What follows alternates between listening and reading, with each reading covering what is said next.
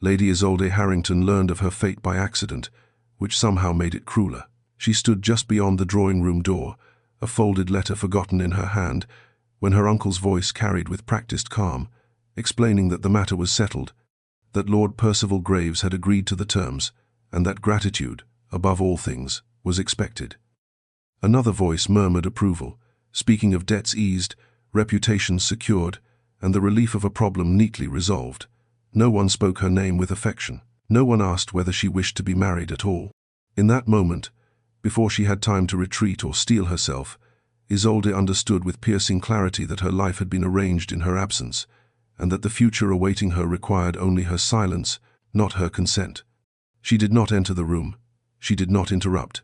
Years of careful training held her still, her breath shallow, her expression composed even though no one could see it. She listened as the final details were confirmed, as her youth was translated into advantage and her obedience into certainty. When the voices shifted to other matters, Isolde stepped back quietly, the house suddenly unfamiliar, as though it no longer belonged to her. In the privacy of the corridor, her hand pressed to her ribs, she acknowledged the truth forming with terrifying calm. She was to be married within the season, to a man she did not know, for reasons that had nothing to do with her happiness, and everything to do with survival. That night, alone in her chamber, Isolde sat before the darkened window, the sounds of the household settling around her like a closing door. She did not cry. Tears felt indulgent, almost disloyal, after a lifetime spent proving her usefulness. Instead, she examined the shape of the life being offered to her, measuring its safety against its emptiness. Lord Percival was known for order, for discipline, for propriety so exacting it bordered on severity. No one spoke of warmth. No one spoke of kindness. And yet everyone insisted she was fortunate. Isolde folded her hands in her lap and faced the thought she had been taught never to entertain. What if endurance was not virtue? What if obedience was not the same as goodness?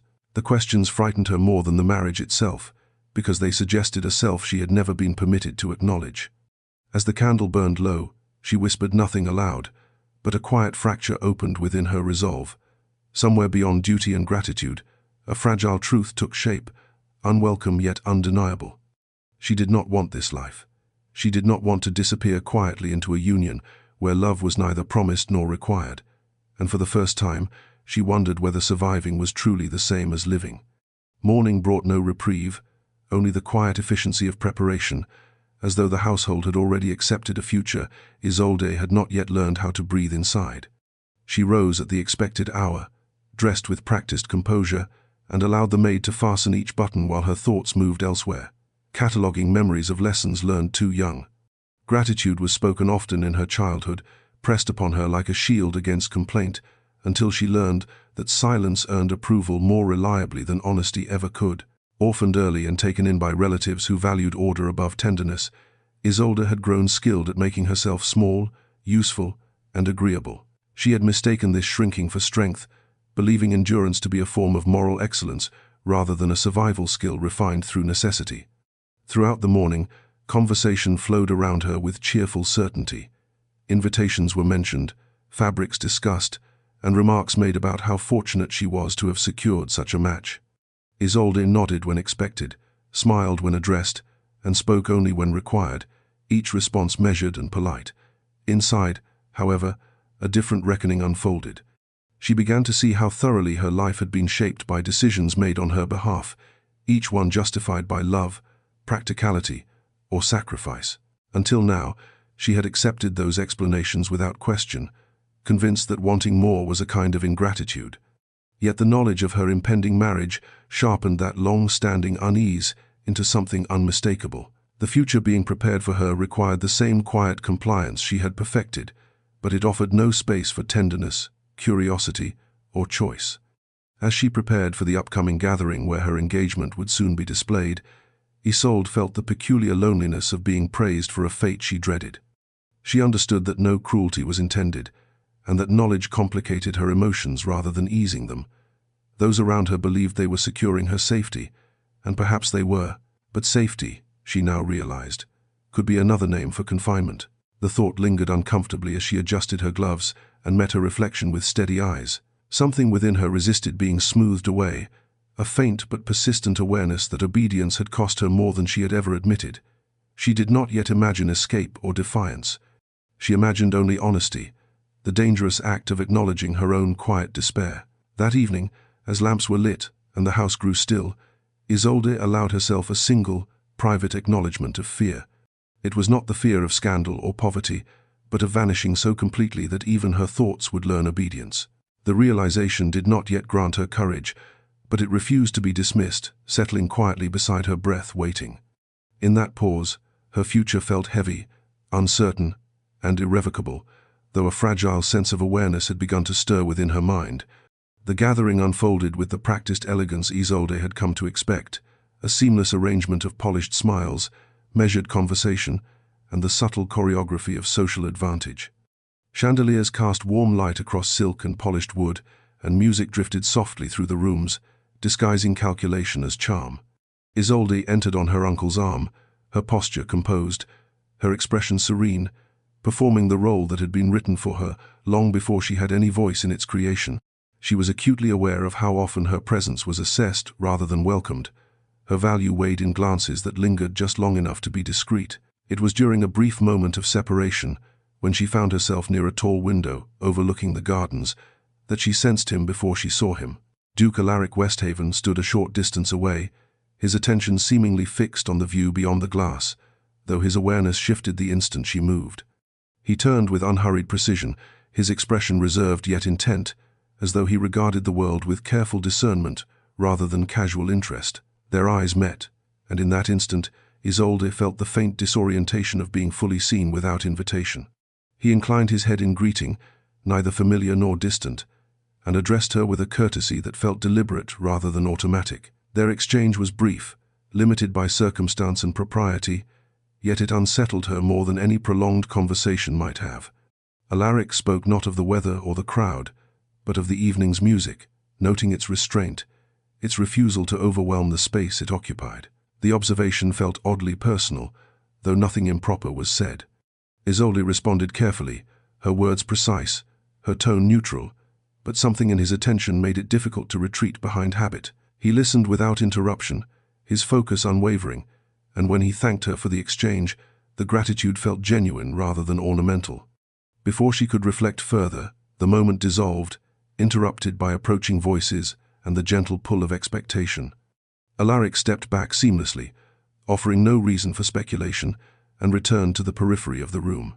Isolde rejoined her uncle, her composure intact, though her thoughts lagged behind her movements. She found herself aware of the absence he left behind, of the curious stillness that followed his departure. It was not attraction that unsettled her most, but recognition, the uncomfortable sense that something unguarded had passed between them.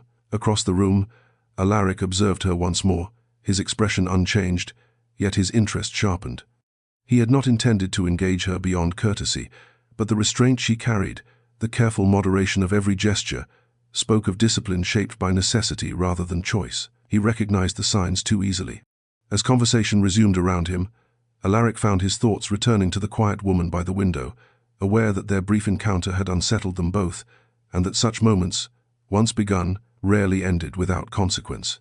Duke Alaric Westhaven had long perfected the art of observation without engagement, a skill honed through years of navigating a society that mistook detachment for arrogance and restraint for indifference. From his position near the edge of the gathering, he allowed conversations to flow past him, absorbing tone and intent rather than words alone. He had learned early that attention was a form of currency, and he spent it sparingly. Yet, as the evening unfolded, his awareness continued to return, unbidden, to Lady Isolde Harrington, whose composure seemed less like ease and more like armor carefully worn.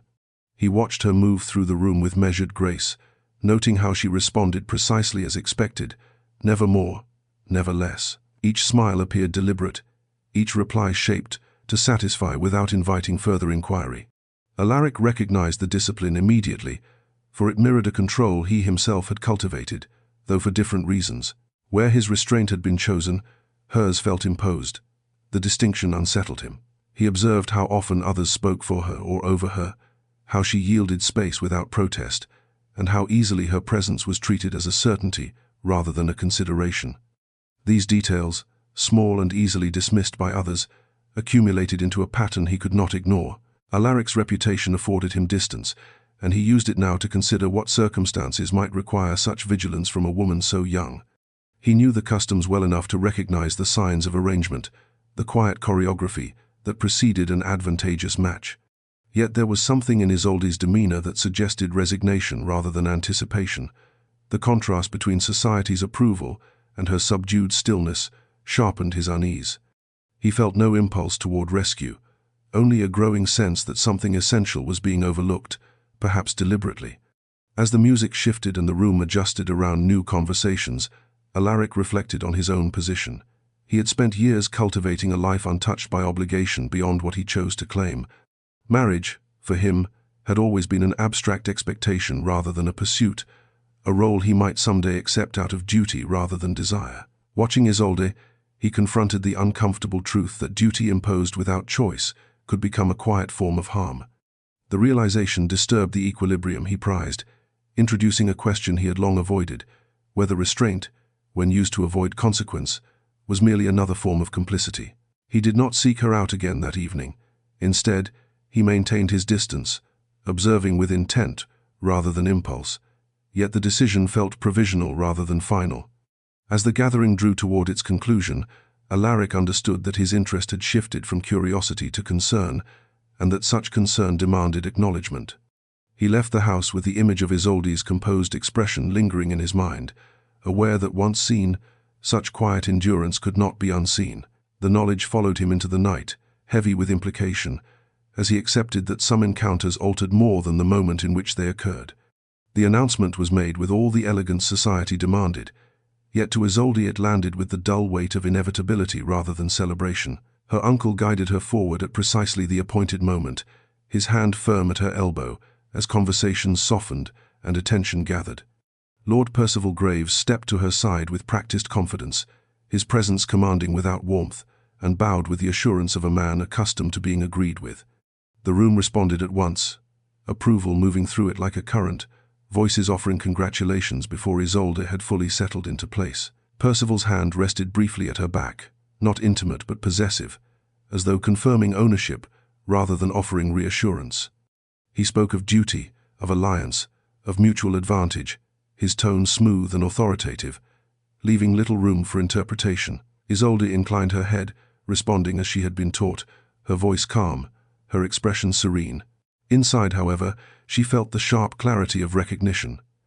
This was the man she was to belong to, not as a partner, but as an extension of his order, a carefully selected addition to a life already arranged.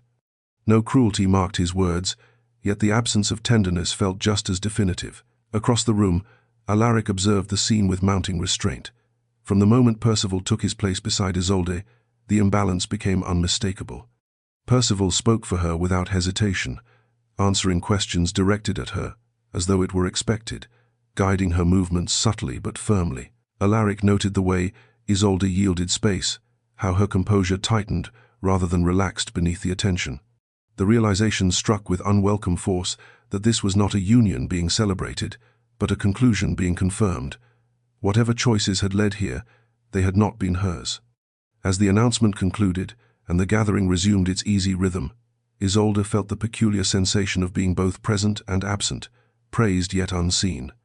Conversations resumed around her as though nothing irrevocable had just occurred, and she understood that in society's view, her future was now settled. The certainty with which others accepted this truth deepened her isolation.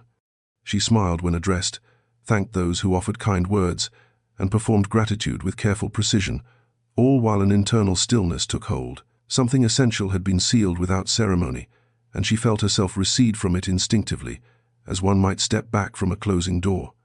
Alaric did not approach her again that evening, but his attention never fully withdrew.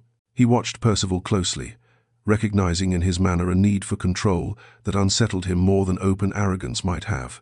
As Isolde was guided from conversation to conversation, Alaric felt a quiet anger take root, measured and restrained, yet persistent. The injustice was subtle, socially sanctioned, and therefore more difficult to challenge. Leaving the gathering, he carried with him the certainty that what had been presented as a fortunate match concealed a deeper wrong, one he could no longer dismiss as none of his concern.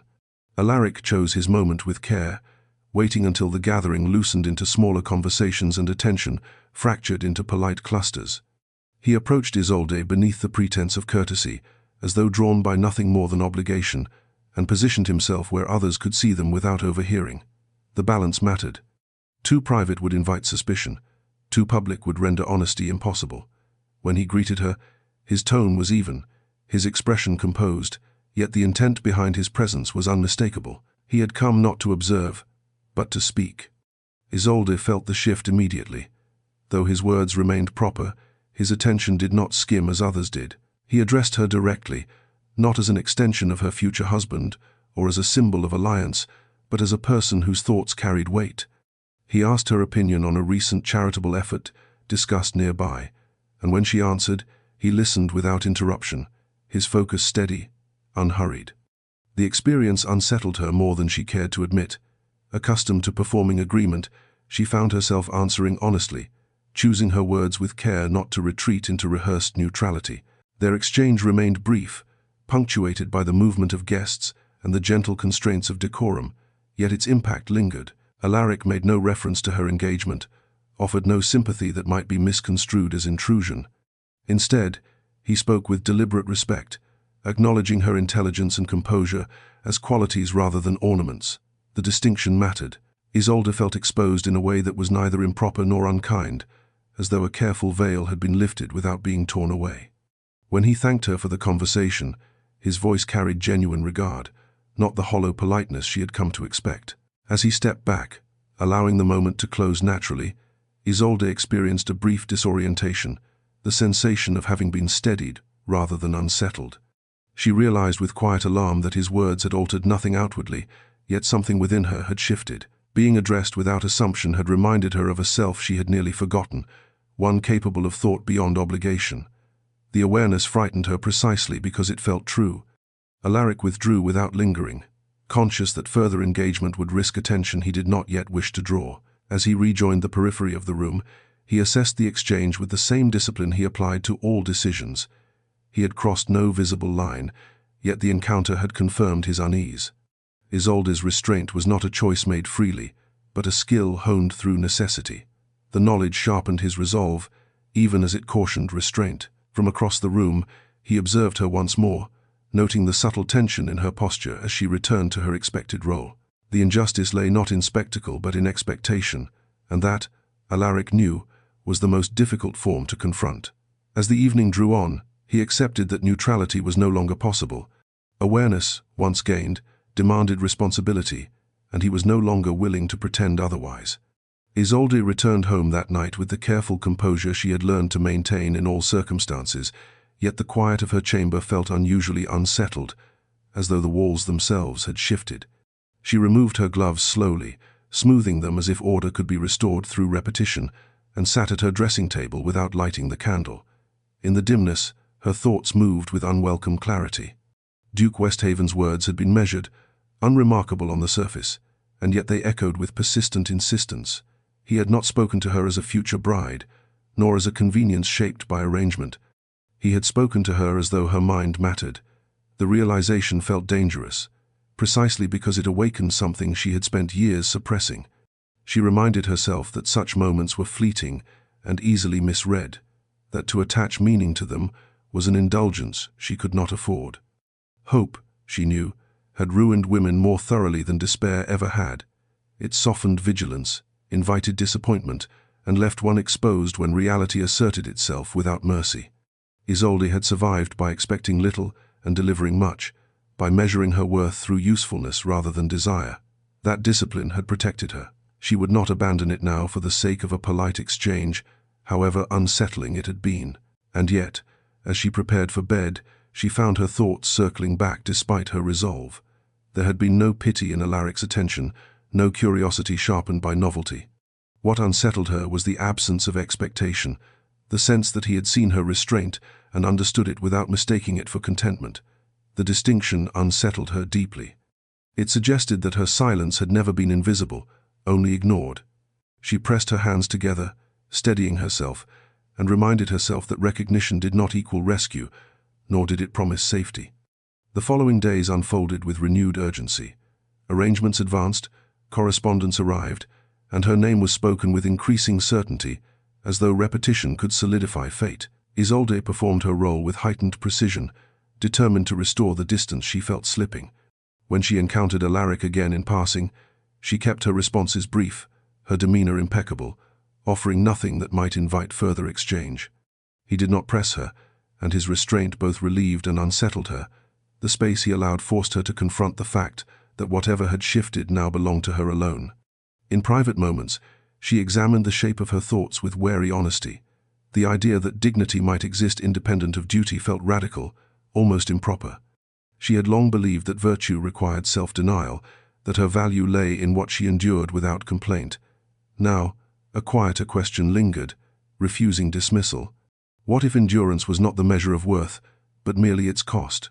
The thought did not yet give rise to defiance or resolve. It remained a fragile awareness, unsettling but persistent, altering the ground beneath her obedience, even as she continued to stand upon it.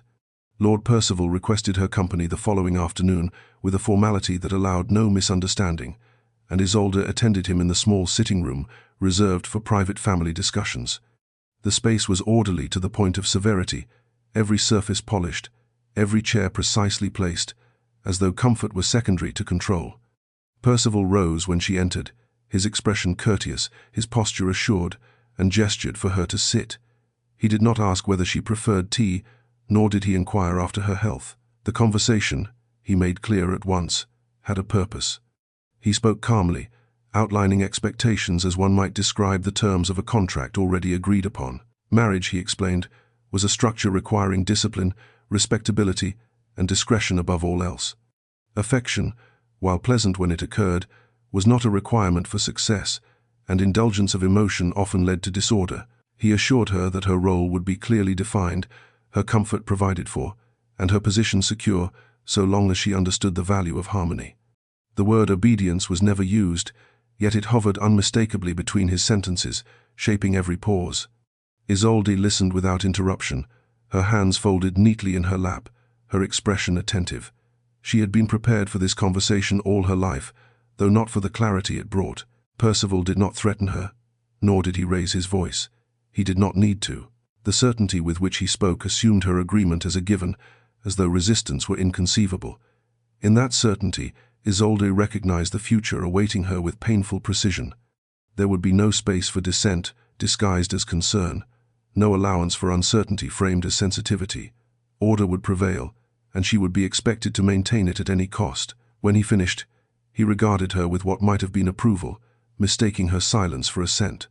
Isolde inclined her head and thanked him for his candor, her voice steady, her tone appropriately deferential. The response satisfied him. He rose, signaling the conversation's end, confident that matters had been settled.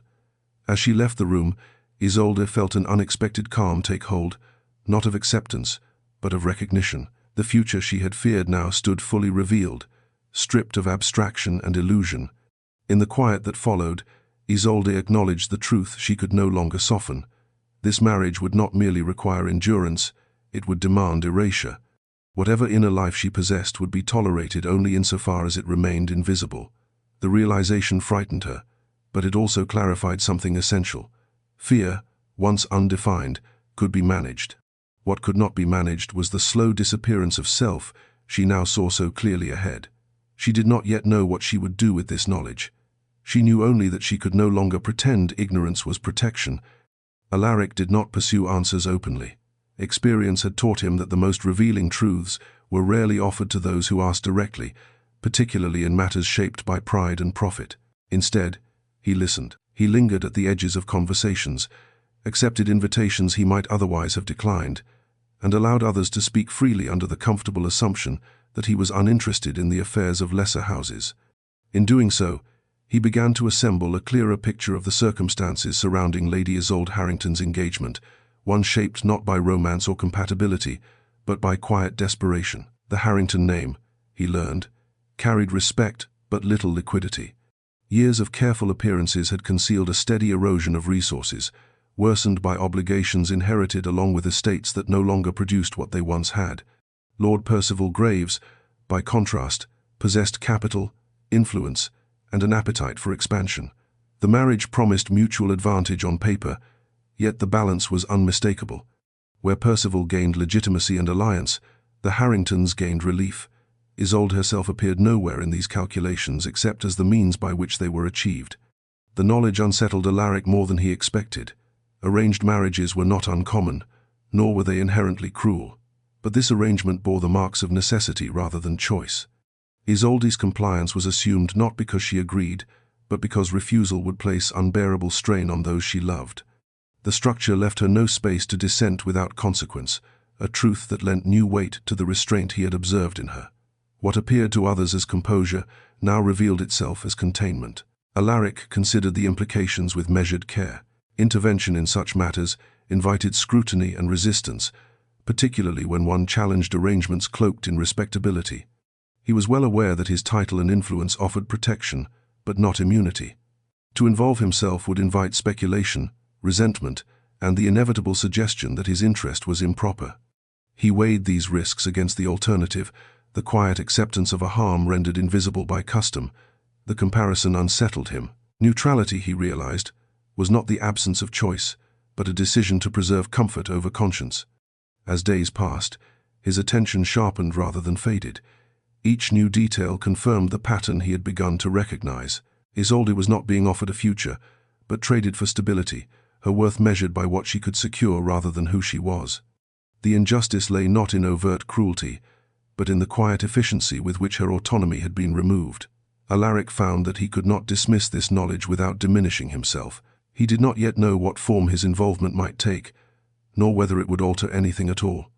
What he knew, with uncomfortable certainty, was that once awareness had been gained, withdrawal became a choice rather than an inevitability. And that choice, he sensed, would define him far more than the caution he had long mistaken for wisdom. The next gathering was smaller, less formal, yet no less governed by unspoken hierarchy. Conversation clustered in intimate circles, and the absence of spectacle made observation easier, more revealing. Isolde entered with the same composed restraint she had come to rely upon, though the awareness of scrutiny lingered more sharply now that her engagement had been announced. Every glance carried quiet assessment, every polite remark an undercurrent of expectation. She moved through the room with careful precision, conscious of how narrowly her conduct would be interpreted. Alaric arrived later than most, his presence acknowledged with respectful ease.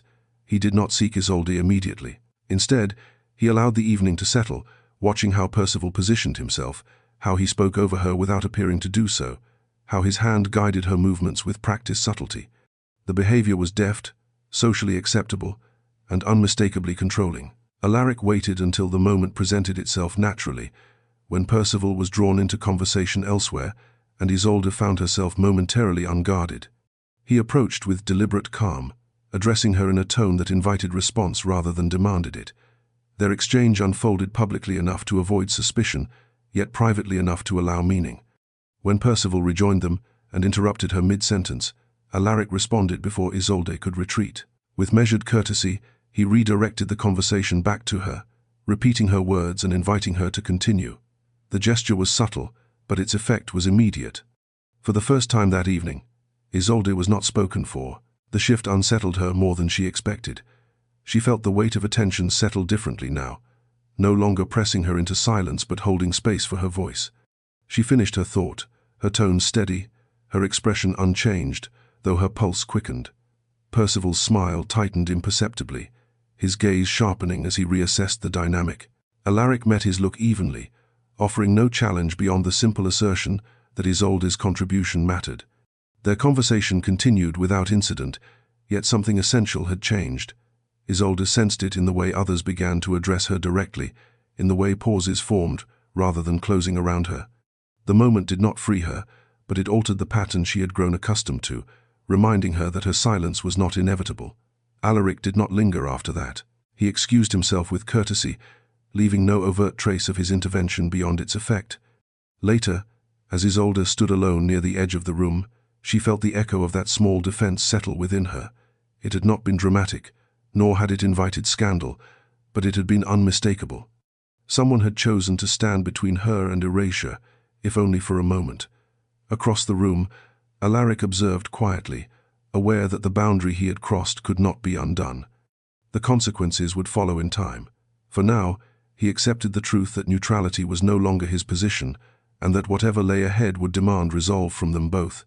In the days that followed, Isolde became acutely aware of Duke Westhaven as a presence she could no longer relegate to the periphery of her thoughts. His restraint, rather than diminishing his influence, sharpened it. He did not seek her out, nor did he avoid her with studied indifference. Instead, he occupied a careful middle ground that left her unsettled, aware of his attention without being burdened by it. The balance was unfamiliar, and therefore difficult to ignore. She found herself anticipating moments she had resolved not to notice, and the realization troubled her deeply. Determined to restore the distance she believed necessary for survival, Isolde adjusted her behavior with quiet precision.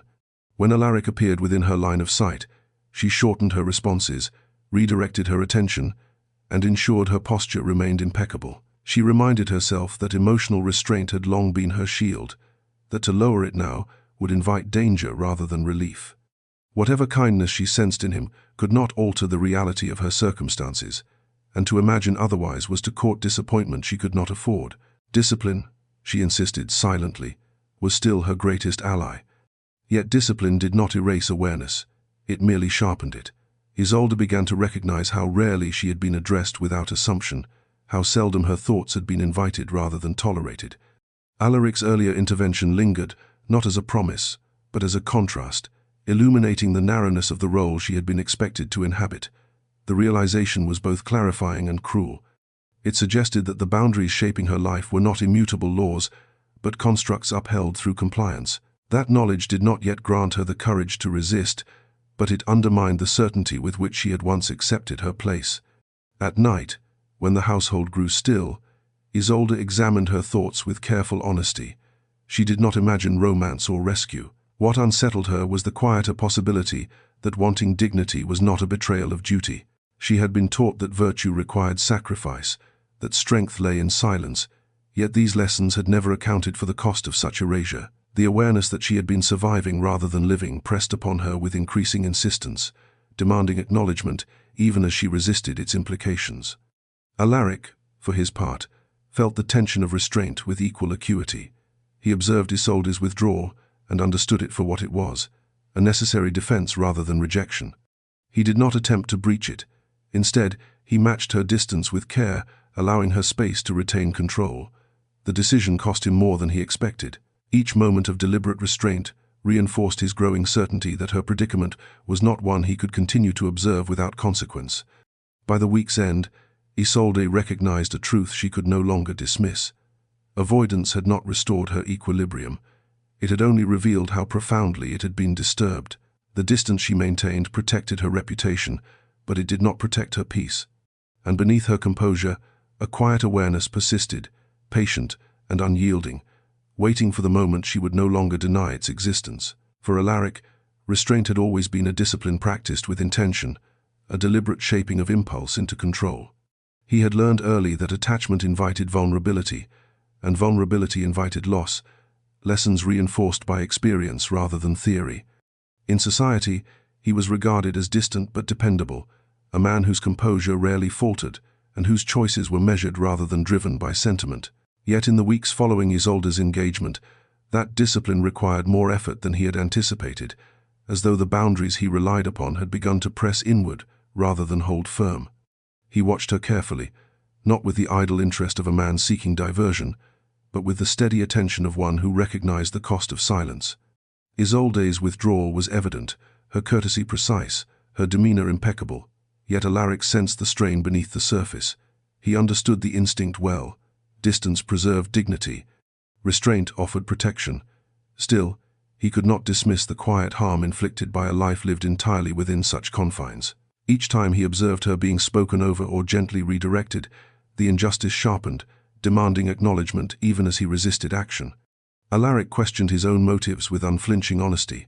He knew too well how easily intervention could be reframed as arrogance or desire, how quickly concern could be dismissed as interference. He had no wish to cast himself as savior, nor to entangle Isolde in scandal through ill-considered gestures. The power he held as a duke afforded him influence, but it also imposed responsibility. To act recklessly would be to undermine the very autonomy he wished to preserve, And yet, to do nothing felt increasingly indistinguishable from consent. Memories surfaced unbidden, of moments in his past when restraint had been mistaken for wisdom, when opportunities to speak had been deferred until silence became habit. He had built a life defined by order and control, believing such discipline insulated him from regret. Now, watching Isolde navigate expectations that denied her choice, he confronted the uncomfortable possibility that avoidance had spared him consequence at the expense of conscience. The realization unsettled him more deeply than any threat to reputation. Despite the tension, Alaric chose patience. He observed, listened, and waited, allowing circumstances to reveal themselves fully before intervening. His restraint was no longer born of indifference, but of calculation shaped by care. He resolved that when he did act, it would be with purpose rather than impulse, with respect rather than assertion. The decision required endurance of its own, demanding that he sit with discomfort rather than resolve it prematurely. By the time he retired each evening, Alaric felt the weight of awareness settle heavily upon him. The knowledge he carried could not be unlearned, nor could it remain dormant indefinitely. Though he maintained outward composure, inwardly he acknowledged a truth he had long resisted. There were moments when restraint ceased to be virtue and became complicity. And when that line was crossed, neutrality was no longer an option he could claim without cost. Lord Percival's awareness sharpened with quiet precision, honed by a temperament that prized control above comfort. He did not confront change openly at first. Instead, he observed, noting the subtle alterations in Isolde's behavior, the measured pauses before her replies, the way her compliance no longer flowed with the effortless inevitability he had come to expect. These were small deviations, easily dismissed by those less attentive, but Percival had built his authority on noticing precisely such shifts. What unsettled him was not defiance, but hesitation, the faint suggestion that her obedience might now require effort. He chose his moment carefully, summoning her under the guise of concern rather than correction.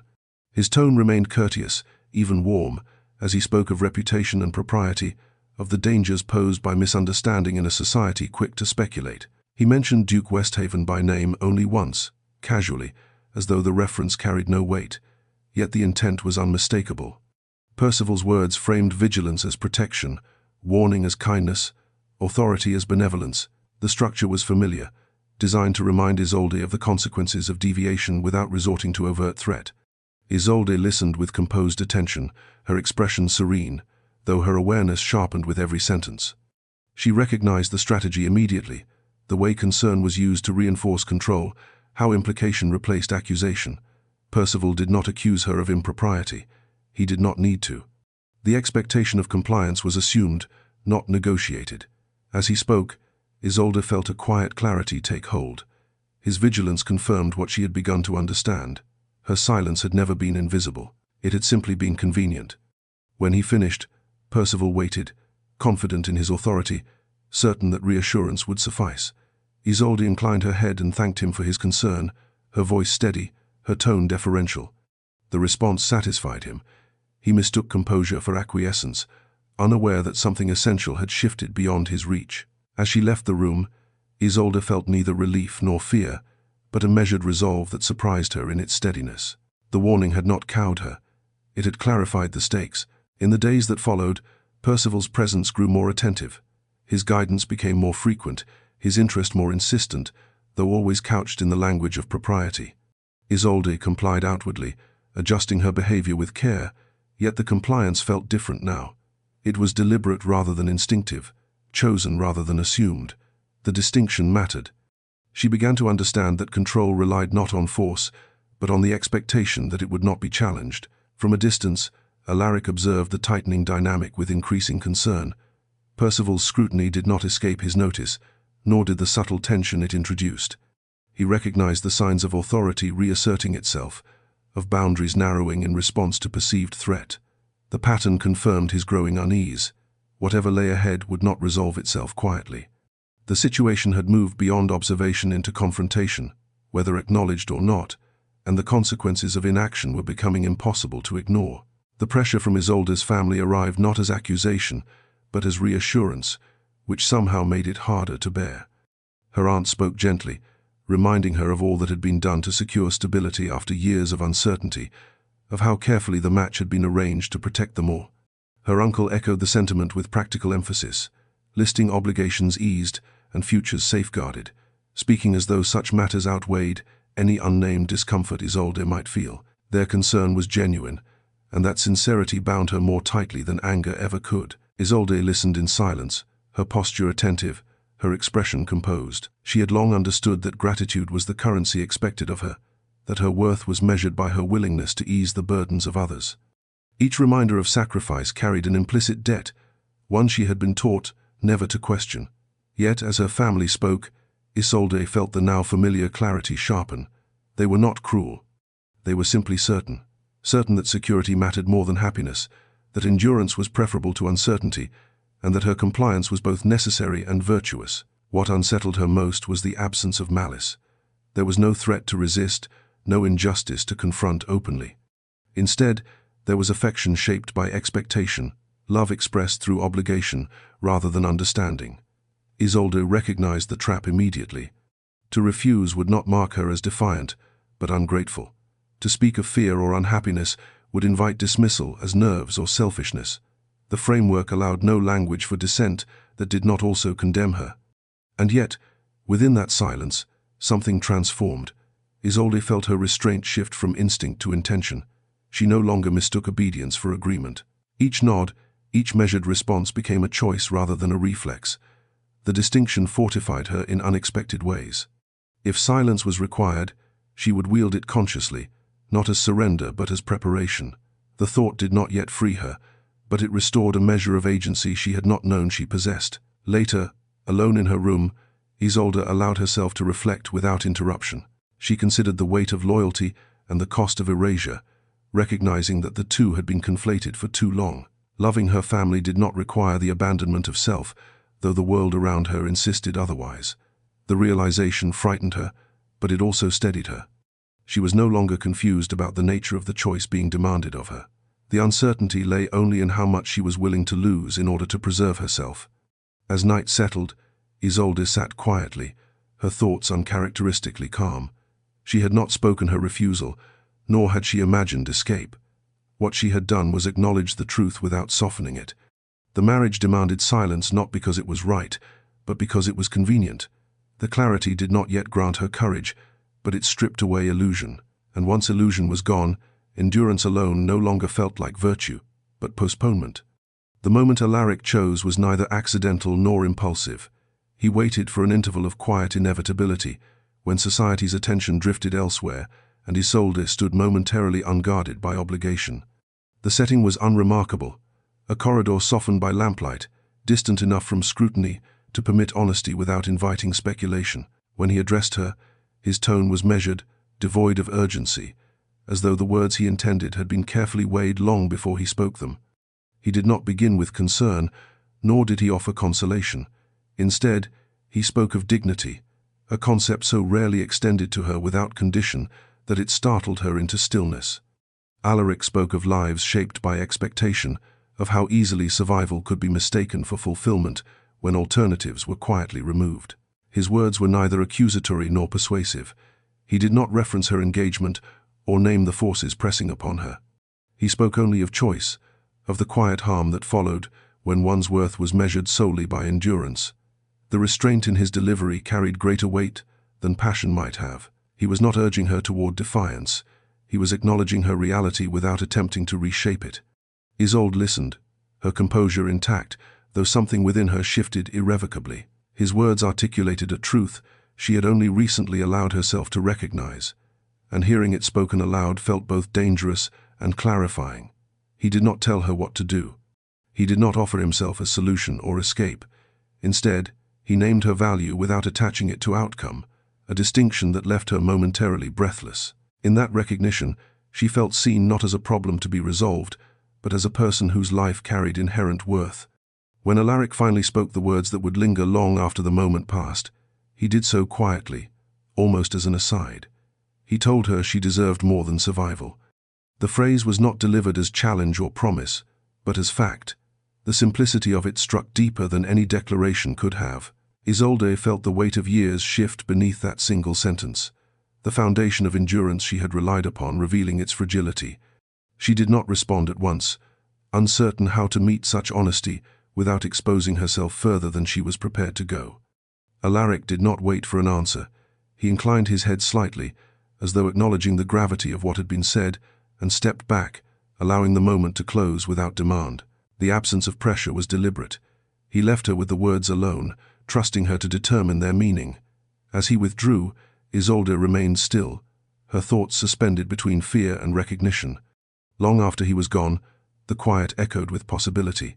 The idea that survival was not the highest measure of virtue refused to release its hold. For the first time, Isolde understood that the life being offered to her was not merely difficult, but diminished.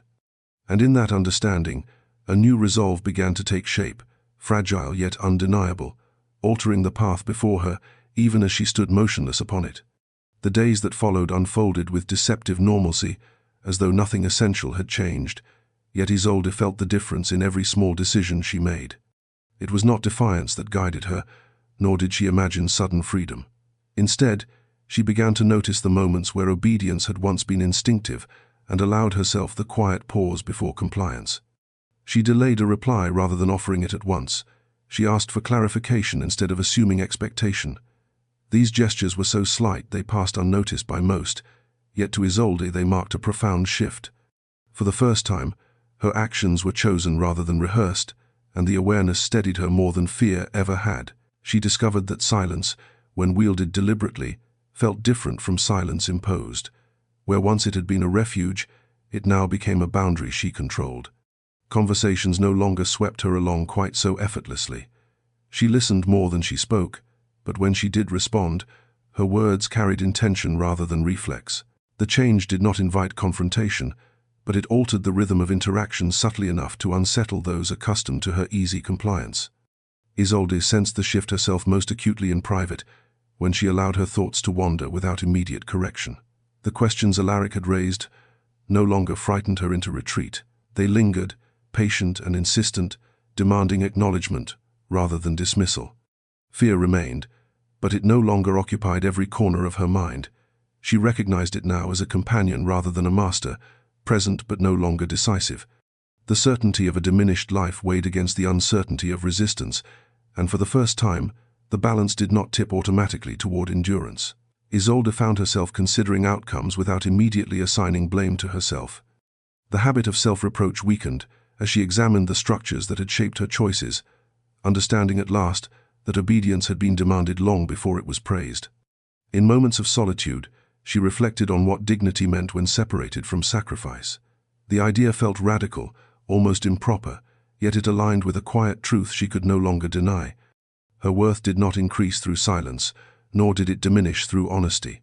The realization did not yet grant her courage enough for open refusal, but it fortified her resolve in subtler ways. She was no longer negotiating with herself to accept what frightened her. She was preparing, though she did not yet know for what. Those around her sensed a change without naming it. Her family noted her attentiveness, mistaking it for deepened reflection rather than withdrawal.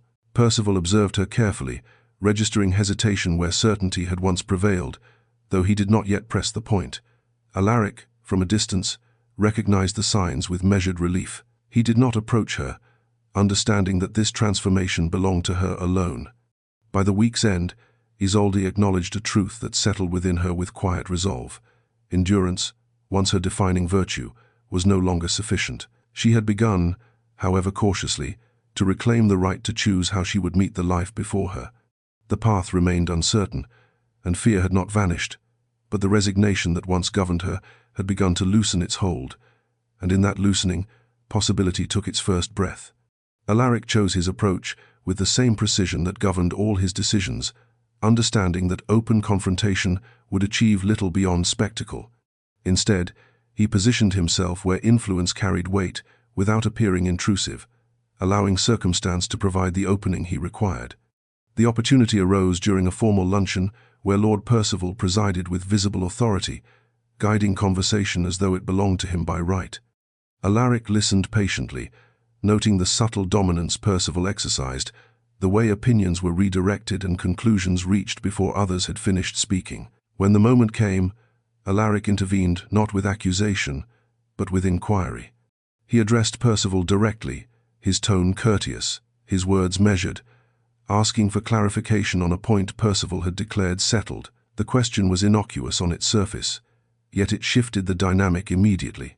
It required Percival to explain rather than assume, to justify rather than command. The effect was subtle but unmistakable. Conversation slowed, attention sharpened. The authority Percival wielded so comfortably met resistance not through challenge, but through scrutiny. Percival responded with practiced composure, offering explanation with a faint edge of irritation. Alaric listened without interruption, then acknowledged the response with polite agreement that concealed nothing of his skepticism. He introduced an alternative perspective, framed as consideration rather than correction, and did so in a way that invited others to engage. The shift was immediate. Where once Percival had controlled the narrative, it now opened to discussion. The balance, though slight, unsettled him visibly. Isolde observed the exchange with a tightening awareness. Alaric's intervention was unmistakable, yet carefully restrained, offering her neither protection nor exposure. He did not speak for her. He did not reference her position or imply her vulnerability. Instead, he dismantled the assumption that Percival's authority was unassailable, creating space without demanding that she occupy it. The gesture resonated deeply. For the first time, Isolde witnessed her future husband's control questioned without repercussion, and the realization altered her understanding of what power truly required. Percival recognized the threat immediately. His gaze sharpened, his smile thinning as he assessed Alaric with renewed attention. The challenge was not romantic, nor was it overtly adversarial. It was something more dangerous, an exposure of imbalance masked by civility. Percival ended the exchange with a return to general conversation, reclaiming composure with effort, though the certainty he relied upon had been disturbed. Afterward, Alaric withdrew without comment, leaving the consequences to unfold naturally. He knew the risk he had taken. Such challenges invited retaliation, particularly from men accustomed to unchallenged authority, yet the restraint of his approach offered protection as well as provocation, forcing Percival to contend with doubt rather than outrage. As the luncheon concluded, Isolde felt a quiet shift settle within her. The exchange had not resolved anything, yet it confirmed a truth she could no longer ignore. Control endured only so long as it went unexamined, and once questioned, even gently, it revealed its fragility. The opportunity arose not through planning, but through inevitability, as though the tension that had been gathering could no longer remain contained. The house was quieter than usual, the corridors softened by evening light and the distant murmur of voices elsewhere. Isolde had paused near an alcove to steady herself, the day's encounters pressing heavily upon her, when Alaric approached with unhurried deliberation. There was nothing clandestine in his manner, yet the moment felt deliberately set apart, insulated by discretion rather than secrecy.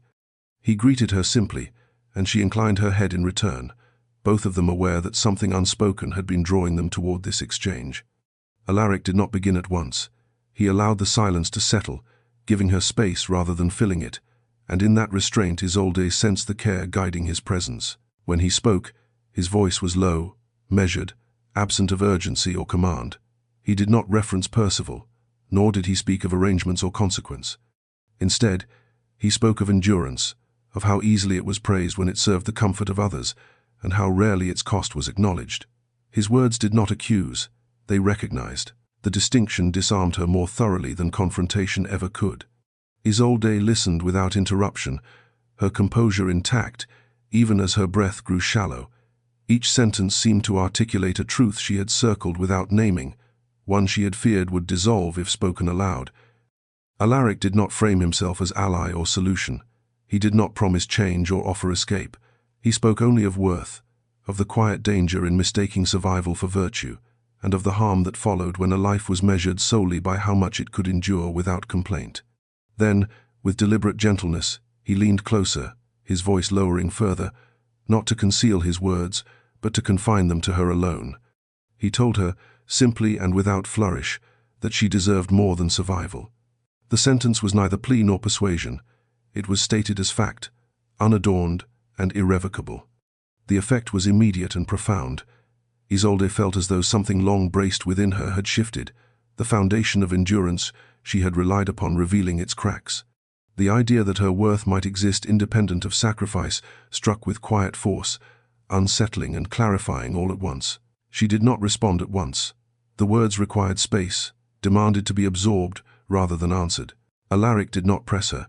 He stepped back slightly, restoring the distance he had momentarily crossed, his expression composed, his regard steady. He offered no expectation, no invitation beyond the truth he had placed before her.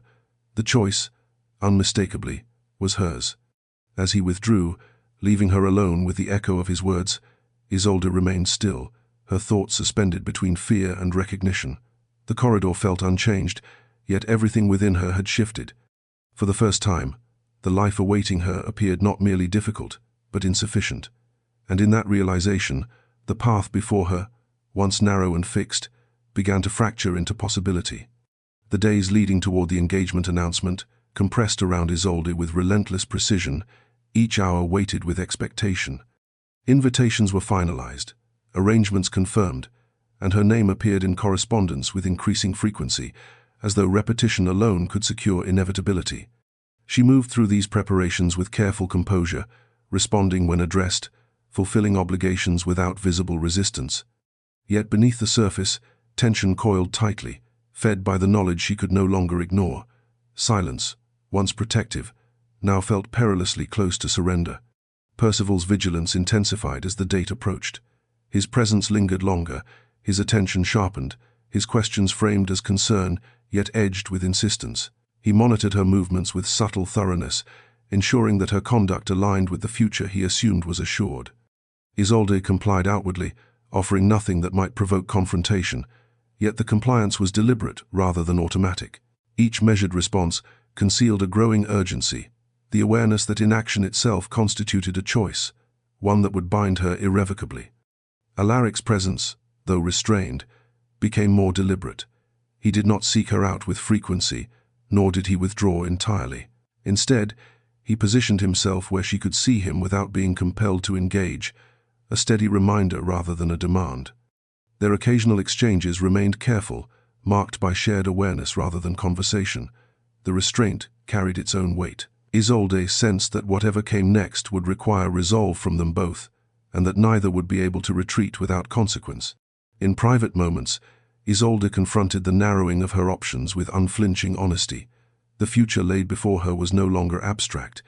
It had shape, texture, and finality. To proceed as expected would secure stability, preserve reputation, and satisfy obligation, yet it would also require the permanent silencing of the questions she could no longer suppress. To refuse would fracture alliances, invite judgment, and expose her family to uncertainty. The cost of courage was now visible, tangible, and daunting. Fear pressed upon her relentlessly, yet it no longer held exclusive claim over her decisions.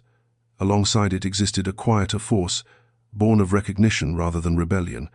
She had glimpsed the possibility of a life shaped by choice rather than endurance, and the knowledge altered the weight of everything else. The certainty that silence would erase her more thoroughly than scandal sharpened her resolve, even as doubt whispered of consequences she could not fully predict. As the final evening before the announcement drew near, Isolde stood alone in her chamber, the air heavy with anticipation. She understood that the moment of reckoning could not be delayed indefinitely. The path she had been set upon would soon close behind her, leaving no room for reconsideration. She did not yet know how she would act, only that she could no longer proceed in ignorance. The awareness settled within her with quiet insistence. Whatever she chose next would define not only her future, but the meaning she assigned to her own life. Alaric spent the evening before the announcement alone, the familiar order of his study offering little comfort. Ledgers lay untouched, correspondence unread, his attention fixed instead on the quiet reckoning he could no longer postpone. For years, he had believed discipline to be synonymous with wisdom, restraint a virtue sufficient unto itself. Now, that belief felt increasingly hollow. Awareness, once gained, demanded response, and the knowledge of Isolde's narrowing future pressed upon him with relentless clarity. To remain uninvolved would preserve his reputation, his control, and his carefully maintained distance from consequence. It would also confirm his complicity in a harm rendered acceptable by custom. He considered the ramifications with unsparing precision. Any public challenge to the engagement would invite scrutiny and speculation, framing his actions as interference rather than principle. Society would be swift to assign motive, eager to reduce concern to desire. The cost would not be limited to himself. Isolde would bear the weight of rumor, her integrity questioned, her courage reframed as impropriety. Alaric understood this risk fully, and it tempered his resolve without extinguishing it. If he acted, it must be with purpose rather than impulse, offering protection without possession, support without coercion. Memory surfaced unbidden, recalling moments in his past when silence had been easier than engagement, when restraint had spared him discomfort at the expense of integrity. He had told himself that neutrality preserved order, that intervention invited chaos. Watching Isolde stand at the threshold of a life not of her choosing had dismantled that certainty. Order, he now saw, could be another name for injustice when maintained without regard for those it constrained. The realization settled heavily, demanding acknowledgement rather than deferral. As the night deepened, Alaric reached a decision that formed not as declaration, but as acceptance. He would act, not to dictate outcome, but to ensure choice remained possible. Whatever consequences followed would be borne deliberately rather than avoided through silence. The distinction mattered. He was not seeking to rescue Isolde, nor to claim her future as his own. He sought only to prevent the quiet theft of her autonomy from proceeding unchallenged. When morning came, Alaric dressed with the same measured composure he always displayed, yet something essential had shifted beneath the surface. His restraint, once a shield, had become a discipline aligned with purpose rather than avoidance. He understood that intervention would not guarantee resolution, nor would it shield Isolde from difficulty. Courage, he knew, rarely offered certainty. It offered only alignment between action and conscience. As he left his chambers, the weight of his decision settled with surprising calm. Whatever unfolded in the days ahead would alter more than reputation. It would test the boundaries of control he had long relied upon and expose him to consequences he could no longer sidestep. Yet for the first time in years, Alaric felt a sense of clarity rather than hesitation. Neutrality was no longer an option he could claim without cost, and having acknowledged that truth, he was prepared, at last, to accept the price. Isolde reached the reckoning not in a moment of drama, but in the quiet accumulation of thought that had been denied space for far too long. With the announcement now imminent, every courtesy extended to her carried an edge, every assurance delivered with a certainty that assumed her compliance as a settled fact. She moved through these final days with measured calm, yet beneath the surface, a deliberate examination unfolded, one she no longer attempted to silence. For the first time, she allowed herself to weigh her own life with the same seriousness others applied to her usefulness. She considered the arguments that had shaped her obedience for years: gratitude, loyalty, sacrifice. Each had been presented as virtue, reinforced through repetition, until resistance felt indistinguishable from selfishness. Yet when she examined them honestly, she recognized how selectively they had been applied. Her duty had always been emphasized. Her well-being had been assumed. The distinction, once invisible, now stood in sharp relief. She understood that the marriage promised security, but at a cost no one else would be required to pay. The realization did not diminish her love for her family, but it reframed the expectation placed upon her silence. In private moments, Isolde traced the pattern of her life with careful clarity. She had been praised for endurance, rewarded for restraint, and relied upon for her willingness to absorb discomfort without complaint. Those qualities had preserved stability, but they had also erased possibility. The thought no longer frightened her into retreat. Instead, it anchored her resolve. If obedience demanded the abandonment of self, then obedience was no longer neutral. It was a choice with consequence, one she had been making unconsciously for years. Fear remained present, pressing at the edges of every consideration. The loss of security, the fracture of family trust, the scrutiny of society, all loomed with undeniable weight. Isolde did not romanticize the cost of refusal. She acknowledged it fully, refusing the comfort of illusion. What steadied her was the recognition that proceeding in silence would exact its own toll, one less visible but no less devastating. A life built on erasure could not be reclaimed later. The decision, once deferred, would harden into permanence. By the time evening settled, Isolde felt an unfamiliar calm. It was not certainty of outcome, but certainty of understanding. She no longer framed the choice as duty versus desire, but as survival versus self-respect. The distinction clarified everything. She could endure the consequences of honesty more readily than the lifelong consequences of surrender. Standing alone before the darkened window, Isolde acknowledged the truth without embellishment or apology. Whatever path she chose next would be hers, not because it was safe, but because it was honest. The recognition did not grant her freedom yet, but it granted her agency. And with that agency came the knowledge that silence was no longer her default. It was a decision she would now make consciously, or refuse altogether. Percival no longer bothered to disguise his displeasure. The shift was subtle at first, evident in the tightening of his tone and the narrowing of his attention, but it soon became unmistakable. He requested Isolde's presence with increasing frequency, framing each meeting as necessity rather than desire, his authority assumed rather than offered. Where once his manner had been composed, even courteous, it now carried an edge of impatience, as though her continued compliance were overdue rather than expected. When he spoke, his words were precise, chosen carefully to assert control without inviting challenge. He reminded her of what had been arranged, of the obligations that bound them both, of the respectability the marriage would secure. Each statement carried an implicit warning, suggesting that deviation would be interpreted not as uncertainty, but as betrayal. He spoke of protection, of stability, of how easily reputations could be damaged through careless behavior. The implication was clear. Obedience ensured safety. Resistance invited consequence. Isolde listened with outward composure, yet the encounter stripped away the last remnants of doubt she had clung to. Percival did not threaten her directly. He did not need to. The certainty with which he framed his authority revealed a belief that her will was irrelevant. In his eyes, she was already his, her role predetermined, her consent assumed. The realization settled heavily, not as fear, but as confirmation. Whatever uncertainty remained about the marriage dissolved in that moment. This was not a partnership awaiting refinement. It was a structure of control, waiting to be enforced. As Percival spoke, Isolde became acutely aware of her own stillness. Her hands remained folded, her posture attentive, yet inside, something hardened into resolve. She no longer sought to soften his words or reinterpret his intent. The clarity was painful, but it was also liberating. She understood now that silence would not preserve peace. It would only ensure submission. The distinction mattered profoundly. When Percival finished, he waited, confident that his authority would suffice.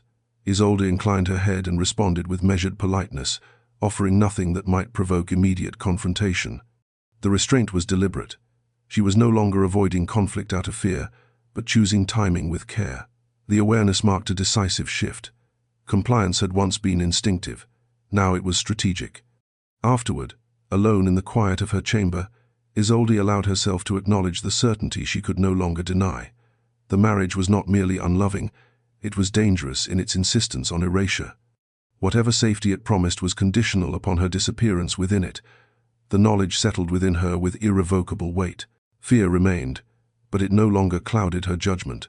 What she felt instead was clarity, sharp and unyielding. She had reached the end of endurance. Whatever lay ahead would demand courage rather than compliance, and she understood now that survival purchased at the cost of self was not survival at all. The gathering was intended as a display of certainty, a carefully arranged confirmation of what society already believed inevitable. Guests arrived with practiced smiles and composed curiosity, prepared to witness the quiet consolidation of advantage. Isolde entered with measured grace, her demeanor serene, though beneath the surface her awareness remained sharp. She understood the weight of visibility now pressing upon her, the way every glance carried assumption rather than inquiry. This was not merely an evening of social exchange, it was a rehearsal of permanence. Alaric arrived shortly after, his presence noted with polite deference. He observed the room with deliberate attention, recognizing the structure of expectation settling into place. Percival positioned himself with calculated confidence, guiding conversation as though the outcome had already been secured. The balance of power was evident, reinforced through repetition rather than declaration. Alaric waited, allowing the moment to ripen rather than forcing its arrival. He knew that overt challenge would invite dismissal. Subtlety, here, carried greater force. When the opportunity presented itself, Alaric intervened with restraint rather than spectacle. Addressing the room rather than Percival alone, he spoke of alliances built not solely on convenience, but on respect and mutual regard. His words were carefully chosen, framed as observation rather than accusation, yet they shifted the tone unmistakably. He referenced the importance of consent in matters of lifelong consequence, his gaze steady, his manner composed. The statement landed with quiet force, impossible to ignore without appearing willfully obtuse. Isolde felt the shift immediately. The room stilled, conversation slowing as attention recalibrated. Alaric had not spoken her name, nor had he referenced the engagement directly, yet the implication was unmistakable. For the first time, the narrative of inevitability fractured publicly. The silence that followed was not hostile, but unsettled. As though an unspoken assumption had been brought into sudden relief, Isolde remained composed, though her pulse quickened, aware that whatever followed would not be easily contained.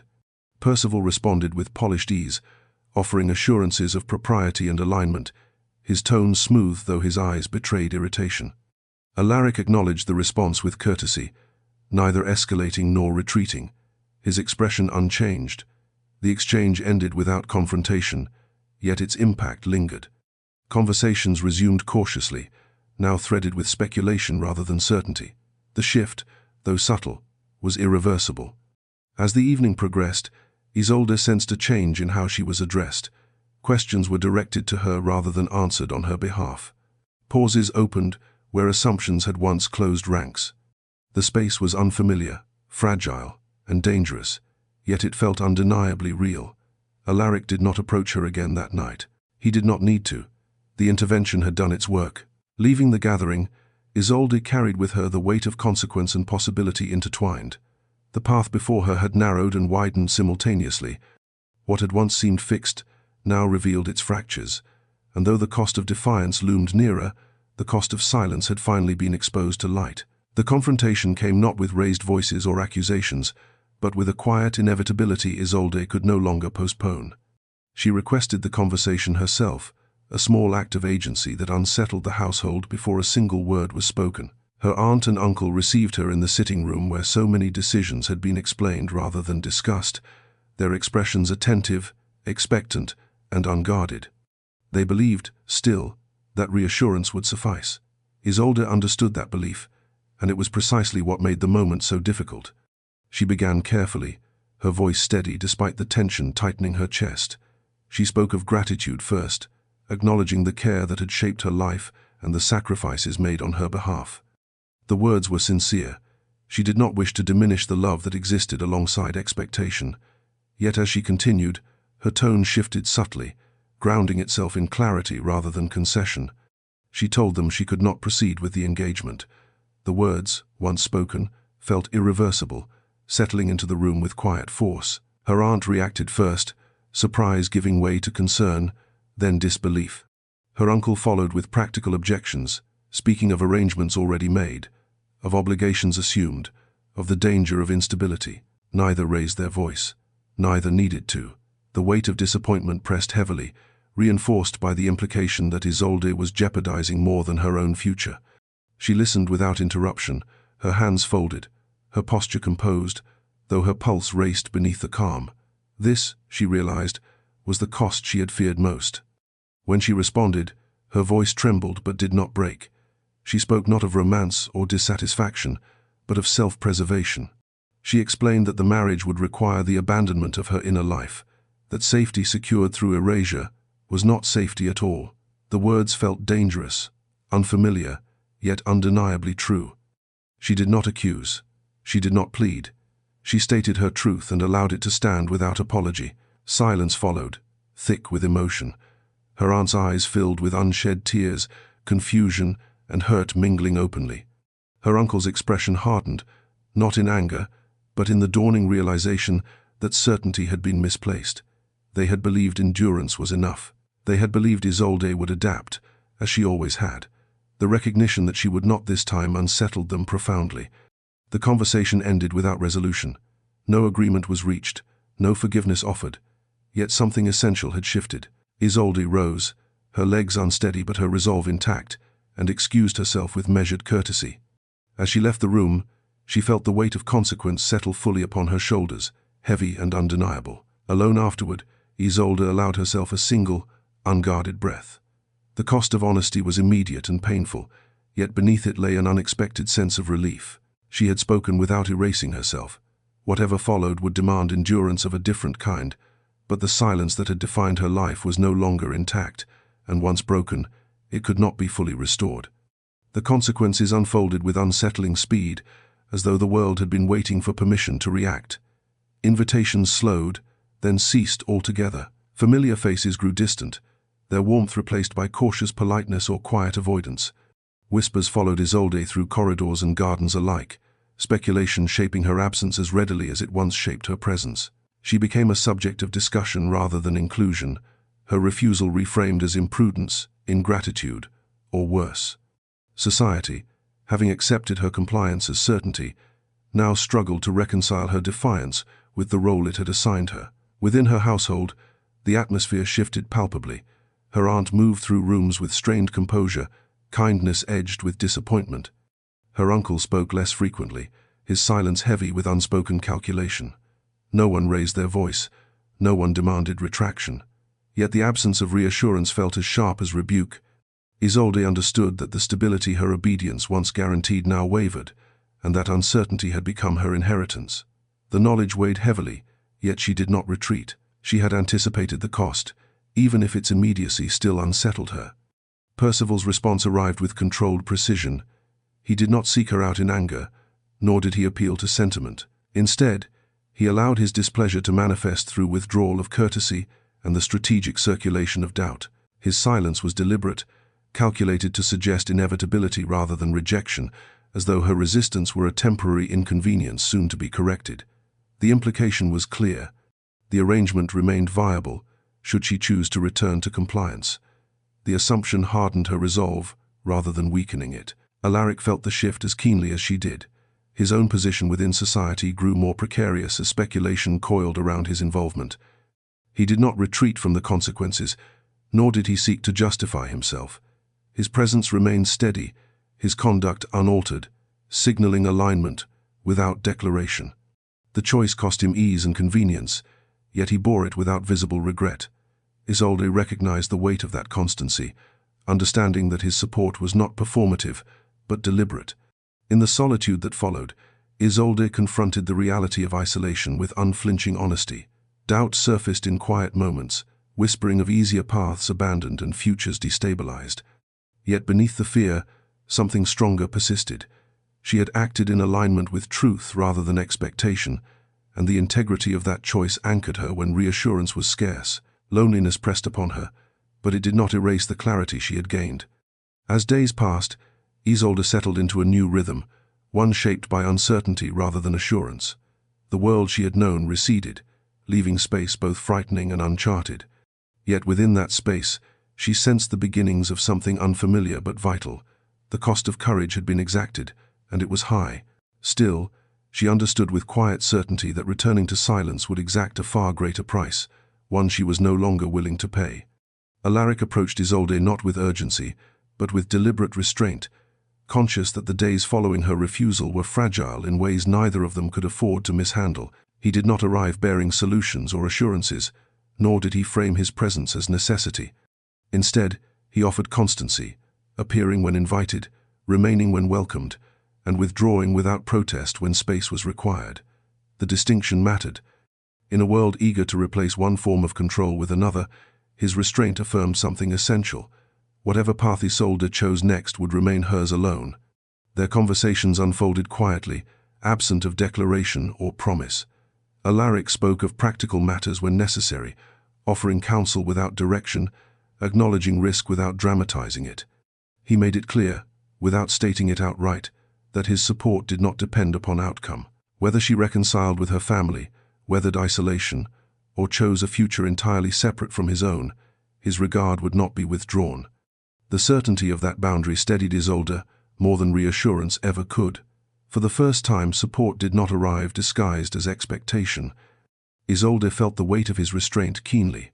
Having spent her life navigating demands presented as care, she recognized the rarity of being offered presence without pressure. Alaric did not attempt to soften the consequences she faced, nor did he diminish the difficulty of her choice. He acknowledged the cost plainly, respecting her enough to trust her endurance rather than romanticize her courage. In that honesty, trust deepened organically, shaped by mutual recognition rather than need. As days passed, Isolde began to consider possibilities she had never allowed herself to entertain. Not escape, nor sudden transformation, but incremental reclamation. The idea that her future need not be defined solely by reaction unsettled and intrigued her in equal measure. Alaric's refusal to dictate direction forced her to confront responsibility alongside freedom, a pairing she had long been denied. The realization was daunting, yet it anchored her in a sense of agency she had never fully possessed. From a distance, society continued to speculate, yet Alaric's conduct offered quiet defiance of narrative. He did not parade allegiance, nor did he withdraw into discretion. His presence beside Isolde was measured, public enough to be unmistakable, restrained enough to avoid spectacle. The balance challenged assumption without inviting scandal, reframing alignment as choice rather than possession. Isolde recognized the courage in that restraint, understanding that it demanded more discipline than grand gesture ever could. In moments of solitude, Isolde examined the growing steadiness within herself. The isolation she feared had not diminished her, though it had tested her resolve. Instead, it had clarified what she could endure without surrendering herself. Alaric's presence did not resolve uncertainty, but it reminded her that dignity could exist alongside vulnerability. The path forward remained uncertain, marked by consequence and risk, yet for the first time, it felt navigable. By the end of the week, Isolde understood that whatever came next would be shaped not by rescue, but by partnership in its truest sense. Alaric had not offered her a future. He had offered her the freedom to claim one. Isolde ended the engagement not with spectacle, but with finality, choosing clarity over concession when the moment could no longer be deferred. She did not seek an audience, nor did she attempt to soften the decision through explanation or apology. When Percival requested her presence, certain that pressure would succeed where patience had failed, she met him with composed resolve. The setting was formal, the tone restrained, yet beneath the civility lay a recognition that this exchange would determine more than propriety. It would determine control. Percival began as expected, speaking of misunderstanding and the inconvenience of disruption, framing her refusal as temporary confusion rather than conviction. He outlined what could still be preserved if she reconsidered, offering stability as incentive and consequence as warning. His confidence rested on habit, on the belief that authority, once asserted, would prevail. Isolde listened without interruption, allowing his words to exhaust themselves without response. The stillness unsettled him more than resistance ever could. When she spoke, her voice was steady, unadorned by emotion she could no longer afford to soften. She told him she would not proceed with the marriage. There were no qualifiers, no assurances of regret, no attempt to mitigate the impact. She did not accuse him, nor did she justify herself. She stated her decision as fact, as irrevocable as the arrangements he believed had bound her. The simplicity of the declaration carried its own weight, stripping him of leverage rooted in negotiation. Percival reacted with controlled disbelief, his composure tightening as he recalibrated. He reminded her of obligation, of consequence, of the cost of defiance. Isolde acknowledged the cost without retreat. She told him she understood fully what she stood to lose, and that she accepted it. The admission denied him his final advantage. Fear, once removed from the exchange, left his authority exposed. The conversation ended without reconciliation. Percival dismissed her with rigid courtesy, his control fractured, though not yet abandoned. Isolde left without looking back, her steps measured despite the tremor beneath her calm. The decision had been made, spoken aloud, and set into motion.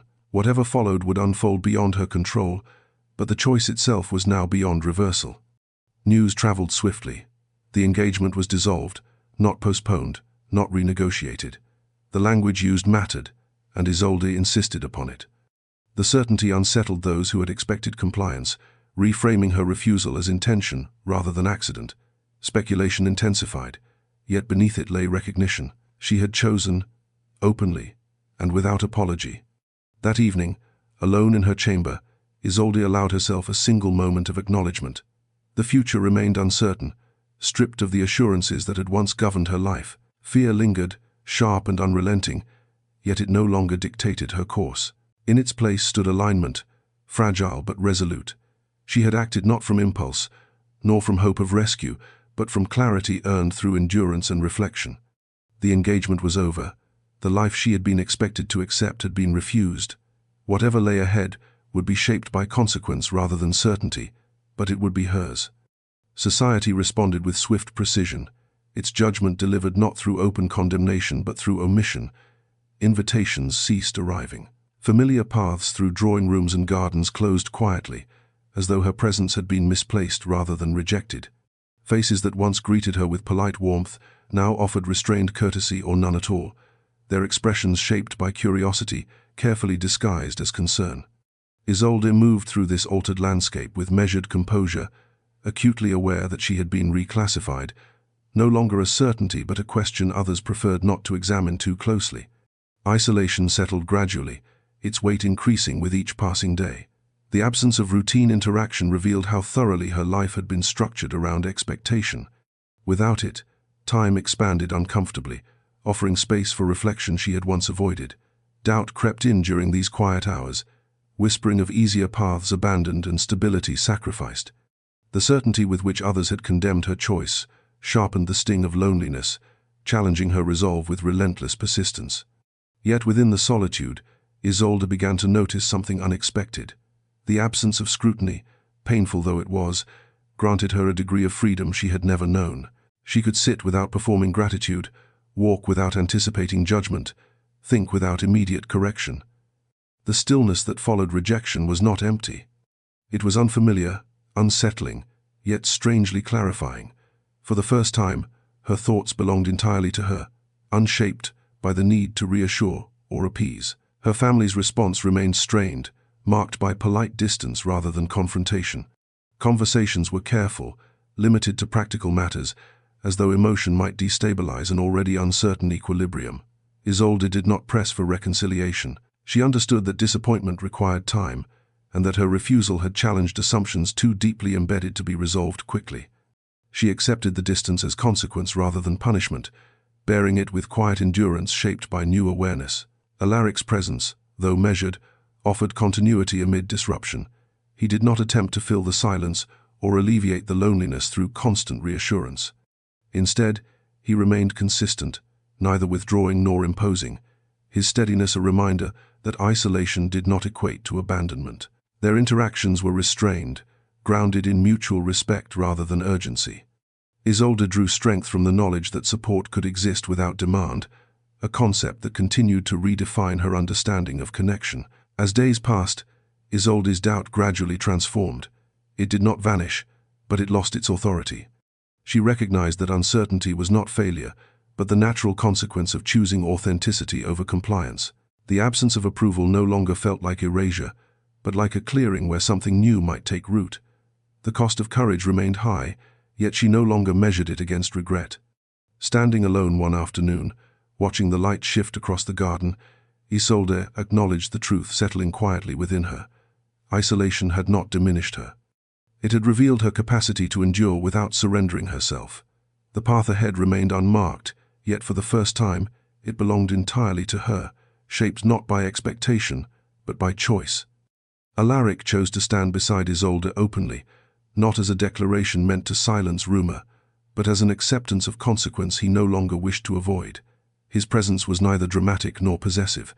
He did not alter his conduct to provoke notice, yet he made no effort to disguise alignment. When they appeared together in public spaces, his manner remained composed, his regard steady, as though their association required neither justification nor defense.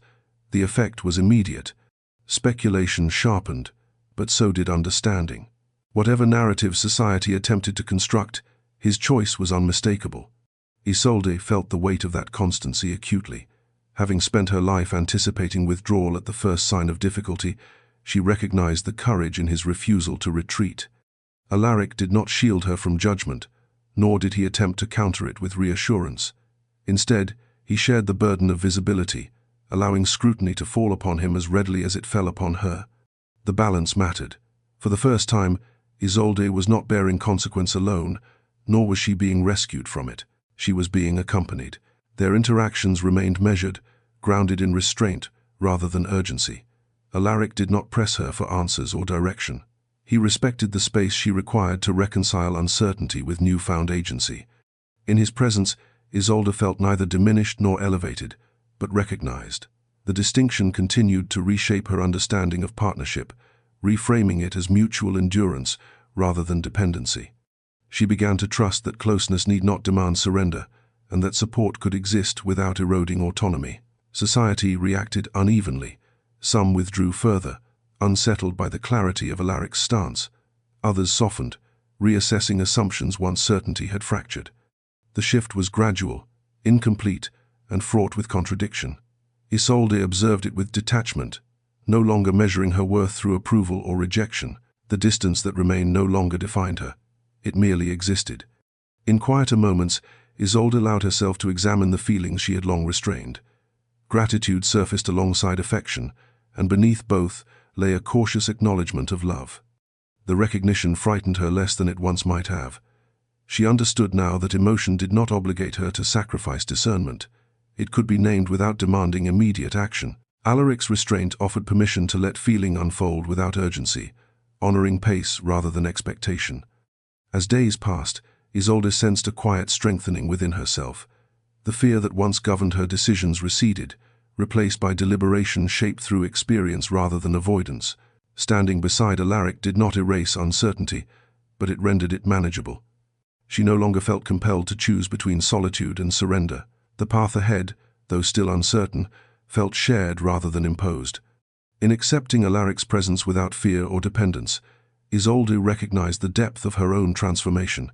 She had not been reclaimed or redeemed. She had chosen alignment freely, without coercion or desperation. Whatever followed would be shaped by that choice, grounded in respect rather than necessity, and sustained by a courage she had finally claimed as her own. The moment arrived without ceremony, unfolding in the quiet space between expectation and certainty. Isolde and Alaric stood together in the small library overlooking the gardens, the afternoon light softened by tall windows and drifting dust motes. No audience marked the significance of the hour, no urgency pressed them toward declaration. The absence of spectacle felt deliberate, fitting the nature of what was about to be acknowledged. For Isolde, the stillness offered safety rather than suspense, a rare gift after weeks shaped by scrutiny. She spoke first, not because she felt compelled, but because the truth had grown too steady to remain unvoiced. Her words were measured, stripped of ornament, yet carried the weight of careful consideration. She told him that what she felt no longer frightened her, not because it was small, but because it was chosen. She did not frame her feelings as gratitude or relief, nor did she cast them as consequence of rescue. She named them as affection grounded in respect, shaped through shared restraint rather than impulse. The honesty felt unfamiliar, yet it did not unbalance her. It settled, solid and real. Alaric listened without interruption, his expression composed, his attention unwavering. When he responded, his voice carried the same restraint that had defined his presence throughout, yet beneath it lay unmistakable warmth. He acknowledged her feelings without claiming them, affirming connection without pressing for certainty. He spoke of regard grown through observation, of admiration rooted in her courage rather than circumstance. He did not promise permanence or shield her from doubt. Instead, he offered alignment, a willingness to walk beside her without diminishing the autonomy she had fought to reclaim. The exchange altered something essential between them, not by intensifying emotion, but by clarifying it. Love, Isolde realized, did not demand urgency. It could exist without haste, grounded in choice rather than need. The recognition steadied her more than passion ever could have. She felt no pressure to define the future in that moment, only the freedom to acknowledge the present without fear of consequence. Outside, the world continued unchanged, its rhythms indifferent to their quiet understanding. Isolde found comfort in that continuity. Her life no longer required dramatic upheaval to justify its worth. What mattered was the alignment she felt within herself, the knowledge that her heart had not betrayed her resolve, nor had her resolve diminished her capacity for feeling. The balance felt hard-won and fragile, yet deeply sustaining. As they parted, not with finality but with shared understanding, Isolde experienced a calm she had never known. Love, she understood now, was not an escape from consequence, but a companion within it. It did not absolve fear, nor did it erase uncertainty. It offered something quieter and more enduring. It affirmed that connection could be chosen without surrender, and that vulnerability need not undo strength. Alone afterward, Isolde reflected on the journey that had brought her here. She had not traded one certainty for another.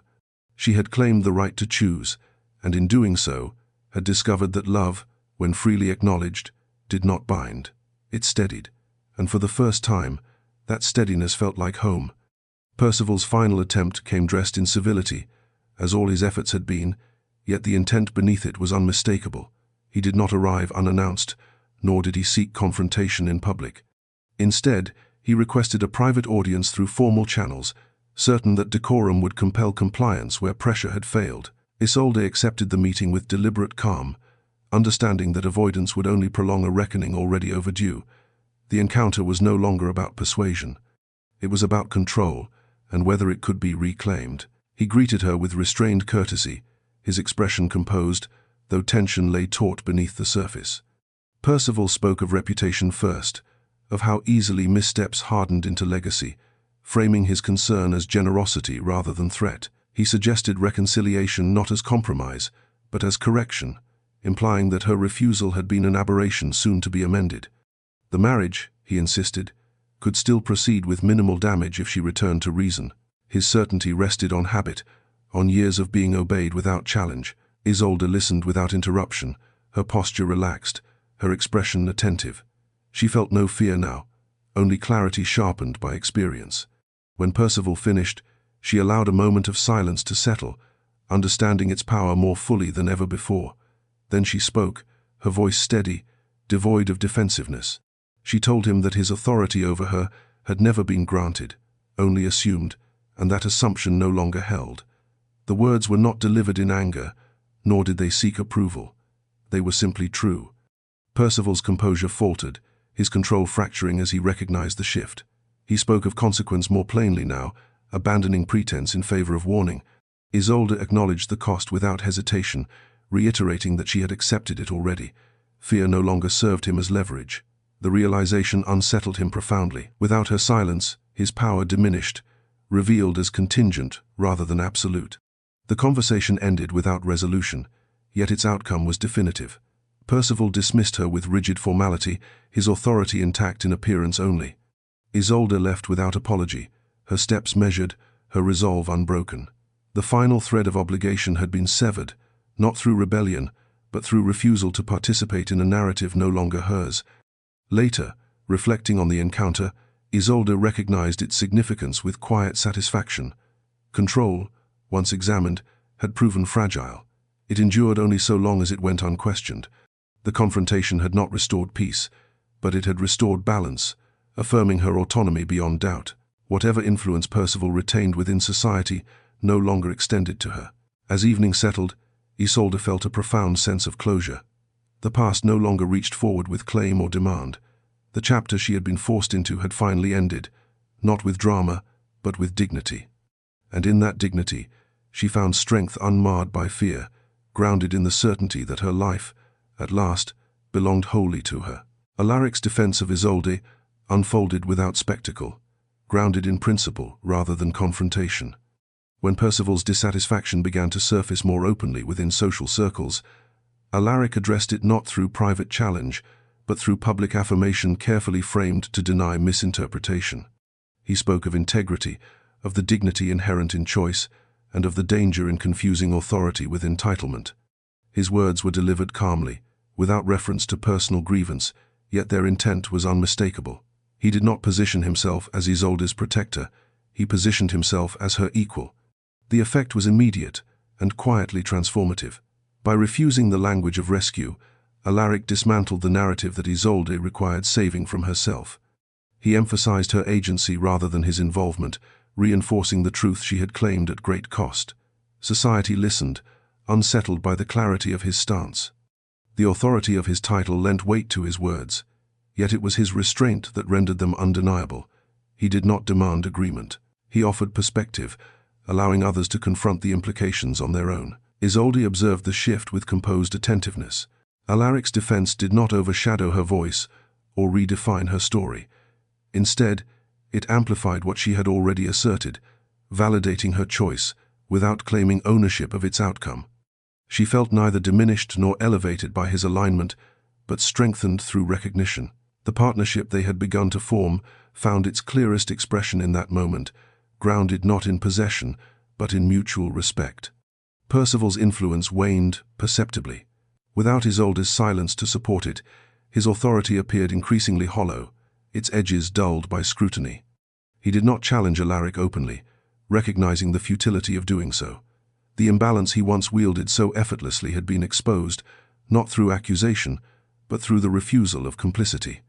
The shift carried consequence, altering how others perceived both men and the structures they represented. As the days passed, Isolde noticed a subtle change in how she was addressed. Conversations opened rather than closed around her. Questions were posed rather than assumed. The transformation was incomplete and uneven, yet it affirmed that her refusal had altered the social landscape, however incrementally. She moved through these spaces with newfound composure, no longer bracing for erasure, but allowing presence to exist without apology. Alaric remained steady throughout, his conduct unchanged by reaction or resistance. He did not press Isolde toward declaration or demand certainty. His defense had not been an invitation, but an alignment, one that respected her autonomy rather than subsuming it. The distinction deepened trust between them, reinforcing the foundation they were quietly building. In the stillness of an evening spent apart, Isolde reflected on the transformation taking shape around her. She had not been reclaimed or vindicated by another's authority. She had been recognized. The defense offered had not rewritten her story. It had honored it. And in that recognition, she felt the quiet affirmation of partnership as it was meant to be, grounded in equality, sustained by choice, and unburdened by fear. Isolde claimed her future not through defiance, but through articulation, understanding that words spoken with composure could alter perception more decisively than protest ever could. The opportunity arose during a gathering modest in scale, yet rich in influence, where conversation flowed easily and reputations were quietly reinforced. When asked, casually and without malice, about her plans, Isolde responded with deliberate clarity, neither evasive nor provocative. She spoke of intention rather than circumstance, framing her path forward as considered choice rather than reaction to disruption. Her tone was calm, her posture unguarded, and the absence of apology unsettled those accustomed to expecting it. She did not explain what she had refused, nor did she justify why. Instead, she articulated what she sought, a life defined by dignity, agency, and mutual regard. The words carried weight precisely because they were measured, offered without challenge or defense. In speaking thus, Isolde reframed the narrative that had followed her since her refusal, shifting it from scandal to self-determination. The response was immediate, though subtle. Questions followed, not intrusive but thoughtful, and Isolde answered them with composed honesty. She did not pretend certainty where none existed, nor did she retreat into vagueness. She acknowledged uncertainty as natural rather than shameful, a consequence of choosing authenticity over convenience. The transparency altered the room's rhythm, inviting engagement rather than judgment. Those listening were compelled to reconsider assumptions that had once felt immutable. Alaric observed from a respectful distance, making no effort to interject or guide the exchange. He recognized the significance of the moment and allowed it to belong fully to her. His restraint was deliberate, an affirmation of trust rather than detachment. In claiming her future publicly, Isolde required no reinforcement. Her words stood on their own, grounded in conviction rather than defiance. As the gathering concluded, Isolde felt the quiet steadiness that followed truth, spoken without fear. The future remained undefined, yet it no longer loomed as something imposed. She had asserted authorship of her life, not by rejecting marriage outright, but by redefining its place within her identity. She was no longer introduced by the alliances she secured or the stability she promised. She was recognized by the clarity she carried. Later, reflecting on the evening, Isolde understood the depth of her transformation. She had moved beyond reaction into intention, beyond endurance into authorship. The courage required to speak had not diminished her. It had clarified her.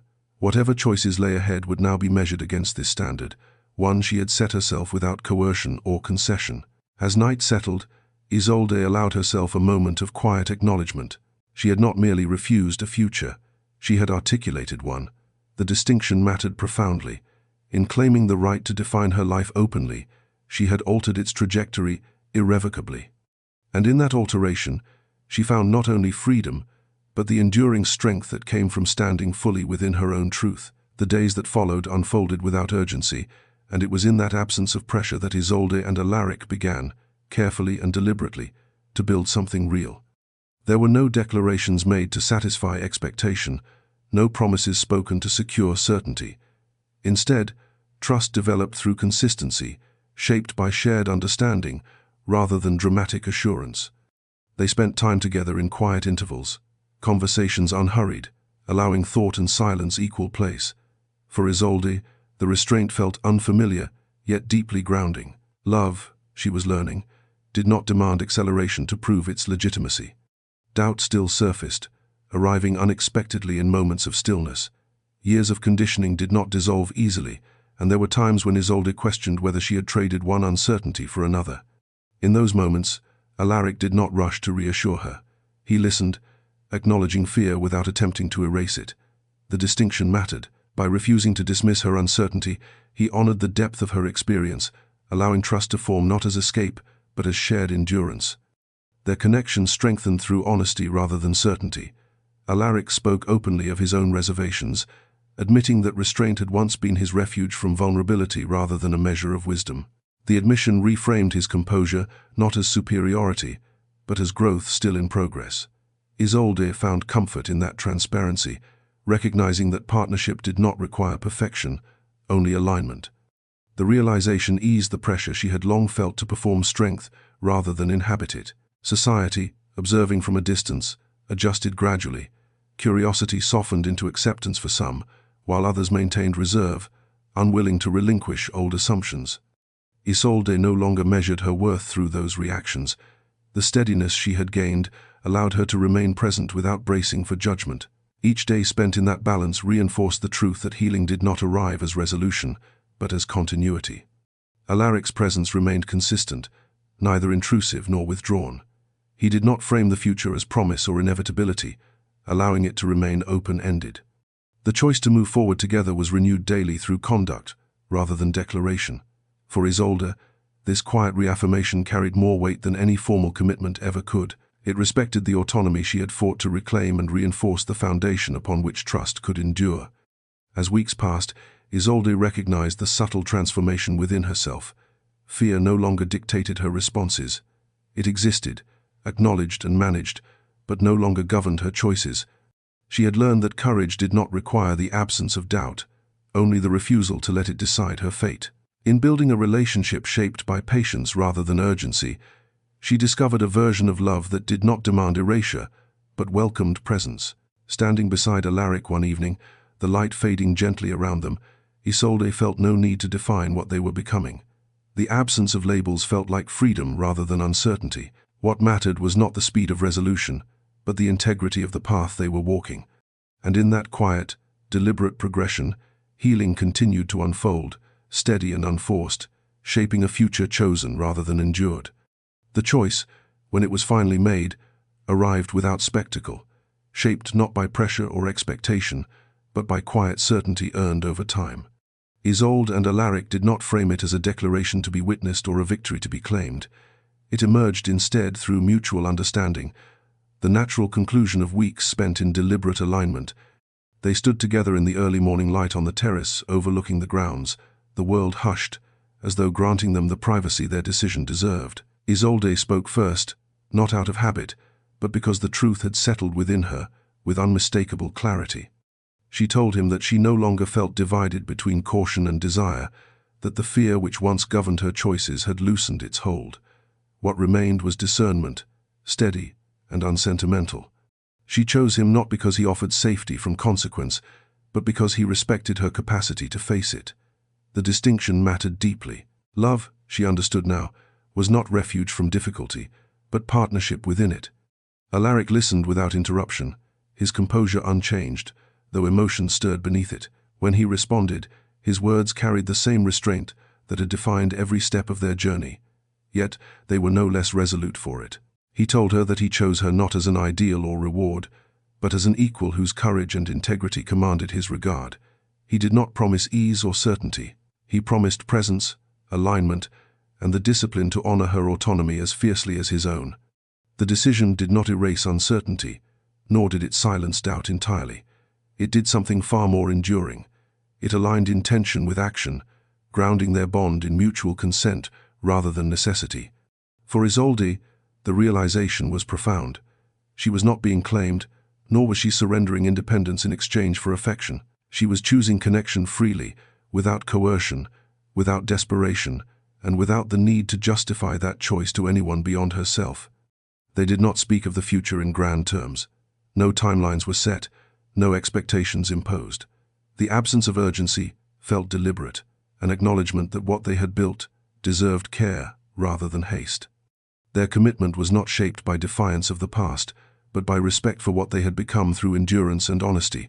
The path forward remained open, yet it was one they would walk together by choice rather than obligation.